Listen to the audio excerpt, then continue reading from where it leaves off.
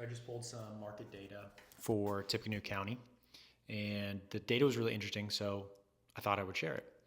I'm looking at how long houses are sitting on the market or how much inventory we have on the market at any given time at different price points.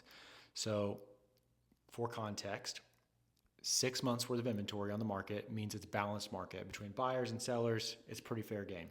If we have less than that, then it means it's a seller's market. It means the buyer's at a disadvantage because there are less sellers out there and way more buyers. The opposite of that, which means 6 months or more worth of inventory, means that it's a buyer's market. So there's less buyers in the market, more sellers in the market, which means the buyers have the advantage. 6 months balanced. So at different price points in Tippecanoe County, at 400 to 500,000, there's 3 months worth of inventory on the market at any given time right now. So that's not bad. That's still pretty well in the seller's market. Sellers are still getting pretty good deals. There's still some buyers out there at that price point. A couple of years ago, for context, things were down to like less than 1 month worth of inventory on the market. So there was more activity, more buyers a couple of years ago. So looking at a different price point now in Tippecanoe County, 500 plus, there are 7 months worth of inventory on the market right now in Tippecanoe County.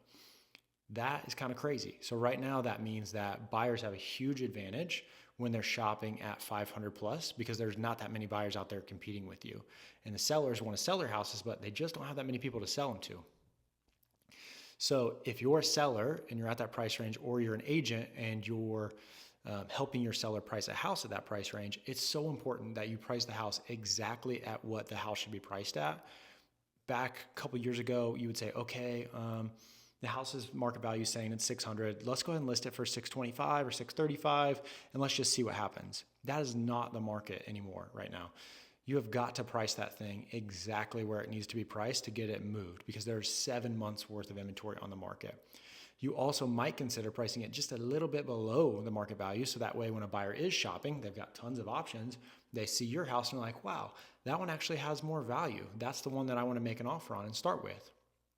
Also with that, don't be offended if you get an offer that is maybe 10% less than list price. That's okay. They're just starting a conversation. And that's what I would advise my buyers to do too, is offer a little bit less. Let's see how motivated this seller is.